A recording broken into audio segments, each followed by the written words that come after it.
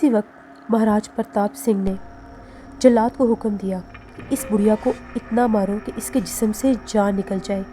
اس نے مہاراج ارجن سنگھ کے حکم کی خلاف ورزی کی ہے۔ اس سے پہلے کہ وہ جلاد نما شخص آگے بڑھتا میں درمیان میں آ گیا۔ اگر تم میں سے کسی نے ماں جی کو چھونے کی کوشش بھی کی تو مجھ سے برا کوئی نہ ہوگا۔ تم کون ہو مہاشے؟ پرتاپ کمار نے مجھے گھورتے ہوئے کہا۔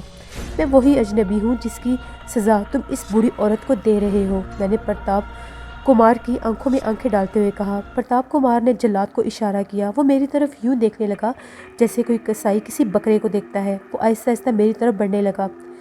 میں نے اس کے آگے بڑھنے والے انداز میں اپنا دایاں ہاتھ اس کی طرف بڑھایا۔ اس نے بڑھ کر میرا ہاتھ تھام لیا اور اس کو میرا ہاتھ تھامنا بہت مہنگا پڑا۔ اس نے میرا ہاتھ اپنے ہاتھ میں دبانے کی کوشش کی لیکن اس کو کسی قسم کی کوئی کامیابی نہیں ہوئی، مگر جب میں نے اپنے ہاتھ میں حرکت کرنا شروع کی تو وہ پاگلوں کی طرح چیخنے لگا۔ میں نے ہاتھوں کا زور تھوڑا سا بڑھایا تو وہ زمین پر گر کر تڑپنے لگا۔ جب میں نے اس کا ہاتھ اپنی گرفت سے آزاد کیا تو اس کی ہاتھوں کی اور کلائی کی ہڈیاں ٹوٹ چکی تھیں۔ میں اپنے ہاتھ کو حیرت سے دیکھنے لگا۔ وہ بالکل اسی طرح تھا جس طرح سے ایک عام آدمی کا ہاتھ ہوتا ہے۔ پھر یہ کس طرح اور کیسے ہو گیا؟ میری عقل اس بات کو تسلیم کرنے کے لیے تیار نہیں تھی۔ اچانک ہی میرے دماغ میں بزرگ کے جملے گونجے جو انہوں نے مجھے قبرستان میں کہے تھے، تمہیں خالق کائنات نے بہت سی طاقتوں سے سرفراز کیا ہے۔ میں یہی سوچتا ہوا آگے بڑھا۔ ماں جی کو رسیوں سے آزاد کرتے ہوئے مہاراج پرتاپ کمار کے پاس پہنچ گیا۔ کس سوچ میں گم ہو مہاراج؟ میں نے مسکراتے ہوئے کہا۔ وہ اچانک ہی چونک کر سیدھا ہو گیا۔ تو نے میرے ایک چیلے کو مار دیا اور تو یہ سمجھ رہا ہے کہ تو میرے سے جیت گیا ہے؟ پرتاپ کمار، تم یا تمہارا ارجن سنگھ آج کے بعد اس بستی میں قدم نہیں رکھو گے۔ اگر تم میں سے کسی نے کوئی ایسی کوشش کی تو اپنی ٹانگوں پر چل کر حویلی نہیں پہنچ سکو گے۔ پوری بستی میں خاموشی چھا گئی۔ پر ایک بات اور میں تمہیں بتا دوں، میری ان باتوں کو مذاق مت سمجھنا۔ ہر کوئی ہماری گفتگو سن رہا تھا۔ تبھی پرتاپ کمار بولا، تو مجھ سے یدھ کرے گا؟ تیری جوانی دیکھ کر مجھے رحم آ رہا ہے۔ جلدی کر میرے چرن چھو اور مجھ سے معافی مانگ لے، ورنہ تو بہت پچھتائے گا۔ میں بھی تمہیں یہی مشورہ دوں گا کہ ماں جی کے پاؤں چھو کر ان سے معافی مانگ لو۔ میں نے پرتاپ کمار کے چہرے کا بغور جائزہ لیتے ہوئے کہا۔ اس کا چہرہ غیظ و غضب سے سرخ ہوتا جا رہا تھا۔ تجھے اپنی شکتی کے کچھ کرشمے دکھانے ہی پڑیں گے تو پھر ہو جائیں دو ہاتھ۔ میرے اس جملے پر پرتاپ کمار کرخت کہکے میں ہنسنے لگا اور اس کے کہکے فضا میں گونجنے لگے۔ میں اور تمہارا مقابلہ کروں گا؟ میں تو تمہیں ہاتھ لگائے بغیر نرک میں جھونک سکتا ہوں۔ اسی لمحے اس نے اپنا ہاتھ بڑھایا اور میری طرف جھٹک دیا۔ دوسرے ہی لمحے جو کچھ ہوا اس سمیت پوری بستی دیکھ کر حیرت میں گم ہو گئی۔ پرتاپ کمار کے ہاتھ جھٹکتے ساتھ ہی اس کے ہاتھوں سے نکلنے والے شعلے میری طرف لپکے۔ میرے جسم سے ٹکراتے ہی وہ اس قدر تیزی سے واپس پلٹے کہ اگر پرتاپ کمار اپنی جگہ نہ چھوڑتا تو اس کا جسم جل کر راکھ ہو جاتا۔ پرتاپ کمار اس قدر بکھلا گیا کہ چند لمحے وہ مجھ پر حملہ کرنا ہی بھول گیا۔ مجھے یوں لگا جیسے میں نے کوئی عجوبہ دیکھ لیا ہو۔ کیوں مہاراج، اپنی شکتی کے کچھ اور کرشمے نہیں دکھاؤ گے؟ میں نے طنزیہ لہجے میں کہا۔ اس نے پھر آنکھیں بند کر لیں۔ کئی منٹ بعد جب وہ دوبارہ اس نے اپنی آنکھیں کھولیں تو ایک لمحے کے لیے مجھے یوں محسوس ہوا جیسے اس کی آنکھوں کی جگہ پر دو سرخ انگارے دہک رہے ہوں۔ اس نے دونوں ہاتھوں کو جوڑ کر 2 سے 3 بار اوپر نیچے کیے اور ساتھ ہی ساتھ وہ اپنے کسی منتر کا جاپ کرتا جا رہا تھا۔ میں خاموشی سے اس کی یہ حرکت دیکھ رہا تھا۔ اس کا ایک حملہ ناکام ہونے سے میرا حوصلہ کھل گیا تھا، اس لیے میں خاموشی سے کھڑا تھا۔ میں نے اپنے دونوں ہاتھوں کو کھول کر آسمان کی طرف بڑھاتے ہوئے ایک ہی دم اس نے اپنے ہاتھوں کو جیسے ہی نیچے کیا تو بڑے بڑے پتھر میرے سر کے قریب آ کر پہنچے اور جیسے وہ میرے سر کے پاس پہنچتے تھے وہ خوشنما پھول بن کر میرے قدموں میں گر جاتے تھے۔ اس کے بعد تو جیسے پرتاپ پر پاگل پن کا دورہ پڑنے لگا اور اس نے پے در پہ کئی منتر آزمائے۔ سب کا وہی حشر ہوا۔ بس بہت ہو چکا، اب میری باری ہے۔ میں قدم بڑھاتا ہوا پرتاپ کمار کے بالکل نزدیک پہنچ گیا۔ پرتاپ کمار نے مجھے چیختے ہوئے بہت زور سے پکارنا چاہا لیکن میری آواز اس سے بھی بلند تھی۔ میری طرف دیکھتے ساتھ ہی میرا دایاں ہاتھ اس طرح بھرپور انداز سے اٹھا اور میں نے اس کے منہ پر دے مارا۔ اتنا زور سے تھپڑ اس کے منہ پر پڑا کہ اس کے 14 طبق روشن ہو گئے اور میرے ایک ہی تھپڑ سے اس کا جبڑا پھٹ گیا۔ دوسرے دونوں پجاری ایک دم آگے بڑھے۔ بس وہ ایک لمحہ ہی غفلت برتی تھی انہوں نے۔ دوسرے ہی لمحے پرتاپ کمار وہیں کھڑے ہو کر مجھ پر چھلانگ لگا دی اور مجھے رگڑتا ہوا کافی دور تک لے گیا۔ اس نے مجھے بہت ہونسے مارے، میرے جسم پر بہت سی ٹانگیں بھی ماری، لیکن مجھ پر بھی ہونسے اور لاتیں مارنے کا ایک جنون سوار ہو گیا۔ میں نے پرتاپ کمار کو اتنا مارا کہ ایک لمحے میں ایسا لگ رہا تھا کہ جیسے اس کی آنکھیں باہر نکل آئیں گی۔ وہ اکھڑی سانس لینے کی کوشش کر رہا تھا، لیکن میں نے اس وقت تک اس کی گردن کو نہیں چھوڑا جب تک مجھے یقین نہیں ہو گیا تھا کہ اس کی روح اس کے جسم سے پرواز کر چکی ہے۔ میں اپنے ہاتھ چھڑاتا ہوا کھڑا ہوا اور میں نے پرتاپ کمار کے ساتھ آتے ہوئے 2 پجاریوں کو مخاطب کرتے ہوئے کہا، اپنے اس پنڈت کی لاش کو اٹھا کر لے جاؤ اور اپنے مہاراج ارجن سنگھ کو بتا دو کہ اگر کسی اور کا بھی یہ حشر دیکھنا چاہتا ہے تو ابھی بھیج دے۔ وہ دونوں پنڈت اپنے ساتھی کی لاش کو اٹھا کر خاموشی سے چلے گئے۔ ساری بستی والے میرے گرد گھیرا ڈال کر کھڑے ہو گئے اور ہر کوئی اپنی زبان میں اپنی بولی بول رہا تھا۔ کوئی مجھے فرشتہ کہہ رہا تھا تو کوئی مجھے جادوگر۔ یہ سب لوگ اپنی اپنی بولیاں بولنے میں مگن تھے۔ میں حیرت میں ڈوبا اپنی اس پرسرار طاقت کے بارے میں سوچنے لگا جس کے بارے میں ابھی تک مجھے کوئی بھی مکمل علم نہیں تھا۔ میں جو ہی سوچوں میں مگن تھا، ان میں سے ایک عمر رسیدہ بزرگ آگے بڑھے اور میرے شانے پر ہاتھ رکھ کر کہنے لگے، بیٹا تم کون ہو؟ کیا تم کوئی جادوگر ہو؟ بابا الحمدللہ میں مسلمان ہوں اور مسلمان کے مذہب میں جادو حرام قرار دیا گیا ہے۔ میں کوئی جادوگر وغیرہ نہیں ہوں، ایک خدا اور اس کے پیارے رسول حضرت محمد مصطفیٰ سرکار دو عالم کو ماننے والا مسلمان ہوں۔ میں آپ لوگوں سے وعدہ کرتا ہوں کہ بہت جلد آپ لوگوں کو اس ظالم راجہ ارجن سنگھ سے نجات مل جائے گی۔ ادھر گھر پہنچنے پر ماں جی مجھ سے کہنے لگی، بیٹا نہ جانے میرا دل کیوں گھبرا رہا ہے، ارجن سنگھ بہت ہی ظالم انسان ہے، نہ جانے وہ تمہارے ساتھ کیا سلوک کرے گا۔ جن لوگوں کو اس نے بھیجا ہے، اس جیسے سینکڑوں کتے اس نے پال رکھے ہیں اور وہ خود بھی بہت بڑے جادوگر سے کم نہیں ہے۔ ماں جی اطمینان رکھیں، کچھ نہیں ہوگا، میں نے انہیں تسلی دی۔ جب میں دوبارہ مکان سے باہر نکلا تو بستی بدلی بدلی سی محسوس ہو رہی تھی۔ جگہ جگہ پر چھوٹے دیے جلا کر روشنی کی گئی تھی۔ ہر طرف 2 لوگ 4 ٹولیوں کی صورت میں بیٹھے خوش گپیوں میں مصروف تھے۔ جن جن لوگوں کی نظر مجھ پر پڑتی تھی وہ عقیدت اور احترام سے نظریں جھکا لیتے تھے اور دور کچھ بچے کھیلنے میں مصروف تھے۔ میں ان سے دور جا کر بیٹھ گیا اور ان کو دلچسپی سے دیکھنے لگا۔ ان بچوں کو دیکھ کر مجھے اپنے بچپن کے بارے میں خیال آ رہا تھا، کاش میرا بھی کوئی بچپن ہوتا، میں بھی جان سکتا میں کون ہوں۔ نہ جانے کتنی دیر میں ان بچوں کے کھیل کو دلچسپی سے دیکھتا رہا۔ اچانک ہی مجھے دور سے ہی پولیس موبائل کے سائرن کی آواز آنے لگی۔ وہ لمحہ بہ لمحہ بہت قریب ہوتی جا رہی تھی۔ میں وہاں سے کھڑا ہو کر بستی کے لوگوں میں آ گیا۔ سارے بستی کے لوگ میرے گرد جمع ہونے لگے۔ چند ہی لمحوں کے بعد پولیس جیپ بستی میں موجود تھی۔ ان میں سے ایک انسپکٹر اور 2 سپاہی اتر کر میرے نزدیک آ گئے اور ان کے پیچھے وہی 2 پجاری تھے جو پرتاپ کمار کی لاش کو بستی سے لے کر گئے تھے۔ انسپکٹر جیسے ہی میرے قریب پہنچا، ان میں سے ایک پجاری نے چیخ کر انسپکٹر سے کہا، یہی ہے وہ شیطان جس نے ہمارے مہاراج پرتاپ کو مار دیا ہے، ان کی ہتیا کی ہے۔ کیوں، یہ صحیح کہہ رہے ہیں؟ انسپکٹر نے میری آنکھوں میں آنکھیں ڈالتے ہوئے کہا، انسپکٹر صاحب اگر آپ کے پاس کوئی گواہ، کوئی ثبوت ہے تو بے شک آپ مجھے گرفتار کر کے لے جائیں۔ میں نے ان دونوں پجاریوں کو گھورتے ہوئے کہا، یہ دونوں اس واقعے کے چشمدید گواہ ہیں، پھر تو آپ مجھے بڑے شوق سے گرفتار کر کے لے جا سکتے ہیں۔ میں نے دونوں ہاتھ آگے بڑھا دیے۔ اس سے قبل کہ انسپکٹر میرے ہاتھ میں ہتھ کڑی ڈالتا، پوری بستی کے لوگوں نے نعرے بازی شروع کر دی۔ کئی لوگ تو طیش میں آ کر انسپکٹر کی طرف بڑھنے لگے اور کہنے لگے، ہمارے ہوتے ہوئے آپ شہریار کو یہاں سے نہیں لے جا سکتے۔ ان لوگوں کو اپنی طرف بڑھتا دیکھ کر ایک لمحے کے لیے انسپکٹر خود بھی بوکھلا گیا۔ اس نے سامنے آ کر اشارہ کیا کہ خاموشی سے بات سنو۔ تبھی میں نے ان سب سے مخاطب ہوتے ہوئے کہا، یہ انسپکٹر مجھے زیادہ دیر اپنے پاس نہیں رکھ سکے گا۔ جیت ہمیشہ حق اور سچائی کی ہوتی ہے اور ہم حق پر ہیں، سچائی پر ہیں، اس لیے جیت ہماری ہوگی۔ میں آپ سب کو یقین دلاتا ہوں کہ بہت جلد آپ لوگوں کے درمیان واپس ہوگا۔ انسپکٹر نے میرے ہاتھوں میں ہتھ کڑی ڈال دی اور مجھے لاک اپ میں جا کر بند کر دیا۔ میں بھی لاپرواہی سے لاک اپ کی زمین پر لیٹ گیا۔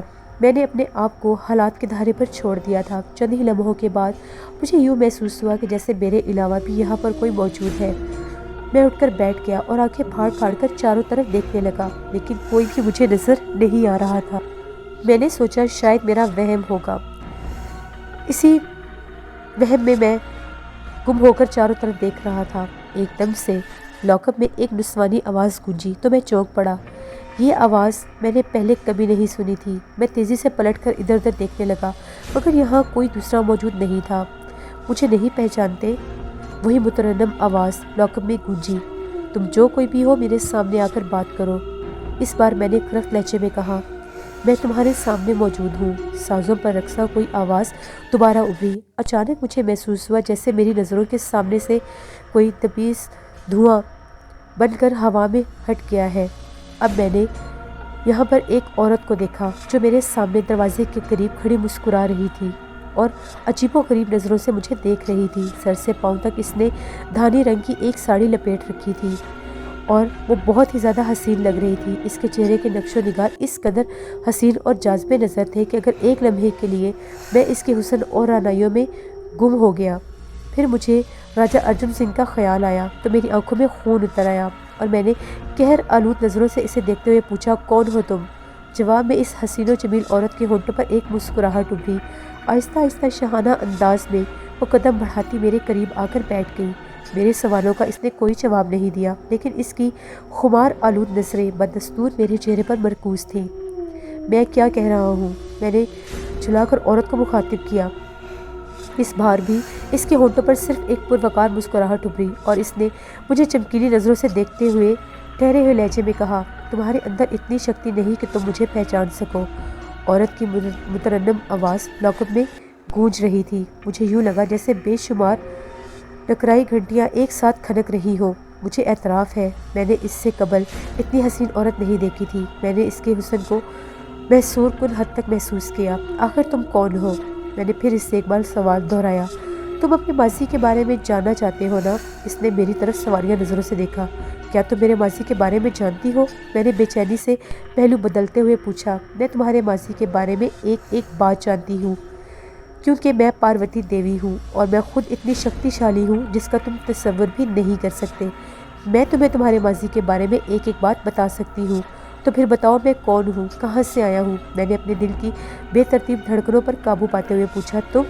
ابھی اس نے کچھ کہنے کے لیے لب کھولے ہی تھے کہ مشک و عنبر کی تیز خوشبو کا جھونکا میرے اطراف میں پھیلتا چلا گیا۔ میں سب کچھ بھول کر اس خوشبو کے زہر میں کھوتا چلا گیا۔ نہ جانے کتنی دیر یوں ہی گزر گئی۔ جیسے ہی خوشبو کا جھونکا میرے اطراف سے غائب ہوا میں نے وہاں دیکھا جہاں چند منٹ پہلے پاروتی موجود تھی، اب وہاں پر اس کا نام و نشان نہیں تھا۔ پاروتی دیوی مجھے میرے ماضی کے بارے میں بتانے آئی تھی، پھر مجھے کچھ بتائے بغیر غائب کیوں ہو گئی؟ عین اسی وقت وہ بزرگ کی آمد کا کیا معنی تھا؟ کیا وہ بزرگ نہیں چاہتے کہ مجھے میرے ماضی کے بارے میں کچھ بھی معلوم ہو؟ ہاں بالکل یہی بات ہے۔ اس وقت بزرگ کی آمد بڑی خاص لگ رہی تھی۔ ابھی میں اپنے حالات پر غور کر ہی رہا تھا کہ انسپکٹر لاک اپ کا دروازہ کھولتا ہوا اندر داخل ہوا۔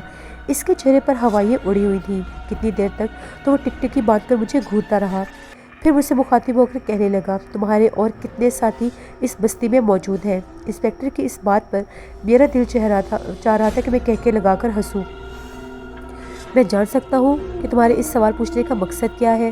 وہ دونوں پجاری رام لال اور جگت لال پرسرار طور پر لاپتہ ہو گئے ہیں اور باوجود کوشش کے اب تک ان کا کوئی سراغ نہیں مل سکا۔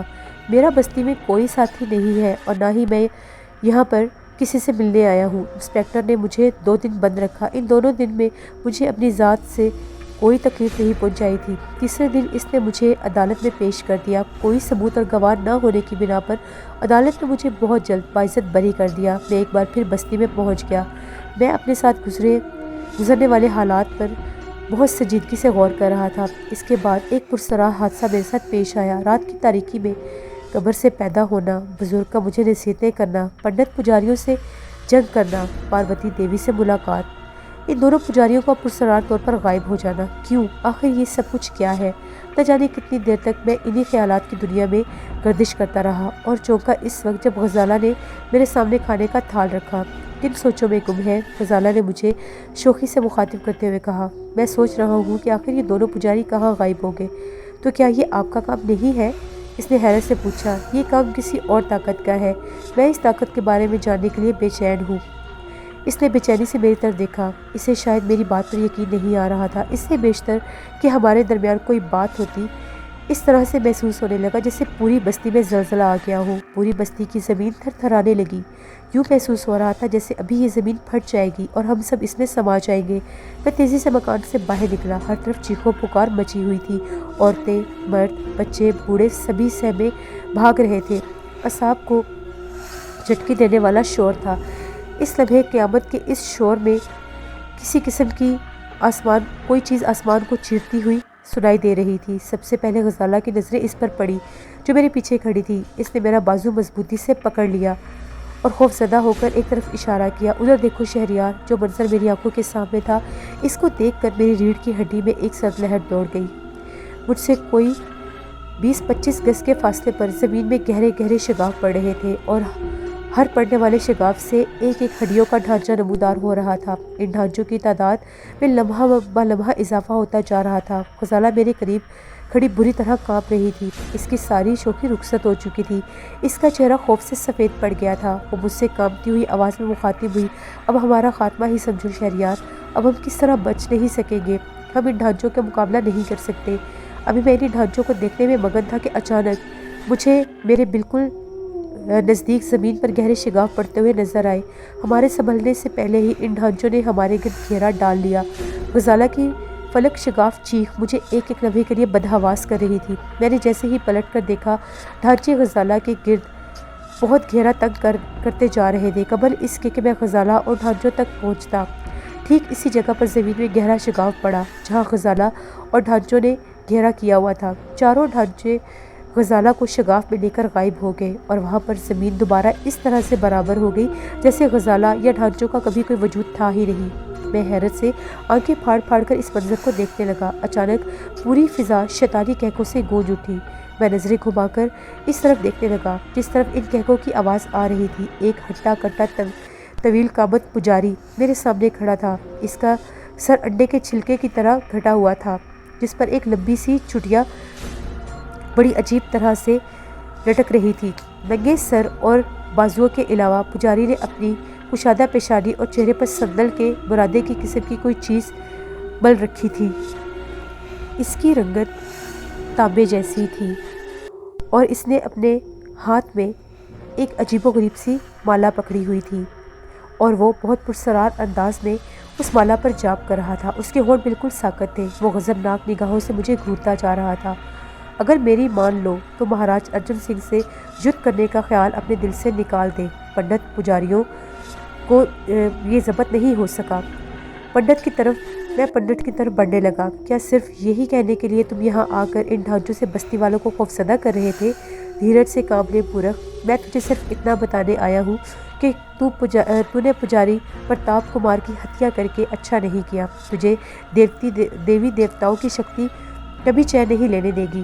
مہاراج، کیا تم نے پرتاپ کمار کا عبرتناک انجام نہیں دیکھا؟ اور اب تمہیں میرے ہاتھ سے کوئی نہیں بچا سکے گا، تمہارے دیوی دیوتا بھی نہیں بچا سکتے۔ میں نے اسے حقارت سے گھورتے ہوئے کہا۔ پجاری نے کہا، مورخ، نادان چھوکرے، تیری یہ مجال کہ تو دیوی دیوتاؤں کی شکتی کو للکارے؟ اپرادھی، میں تمہیں صرف یہ بتانے آیا ہوں کہ مہاراج ارجن سنگھ کا خیال من سے نکال دے۔ اب تمہارے اور تمہارے مہاراج ارجن سنگھ کے دن پورے ہو گئے ہیں۔ میں تم لوگوں کو اس بستی پر اور ظلم نہیں کرنے دوں گا۔ میں نے پجاری کو قہر آلود نظروں سے گھورتے ہوئے کہا۔ پجاری چند لمحے تو چپ کھڑا رہا، پھر مجھے گھورتا ہوا اسپاٹ لہجے میں بولا، مورخ، تجھے معلوم نہیں اس سمے تو کس شکتی کے سامنے کھڑا باتیں کر رہا ہے۔ اگر تو میری شکتی دیکھنا چاہتا ہے تو دیکھ لے۔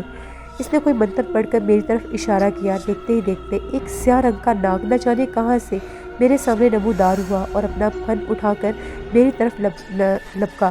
میں نے تیزی سے اچھل کر ایک طرف ہٹنے کی کوشش کی لیکن میں اپنے مقصد میں کامیاب نہیں ہو سکا۔ ناگ کے ڈسنے سے ایک لمحے میں مجھے یوں لگا کہ جیسے میرے جسم میں چنگاریاں پھوٹ پڑی ہیں، لیکن دوسرے ہی لمحے مجھے اس طرح سے سرد اور سرور آنے لگا جیسے میرے جسم میں کوئی سرد لہر دوڑنے لگی ہے۔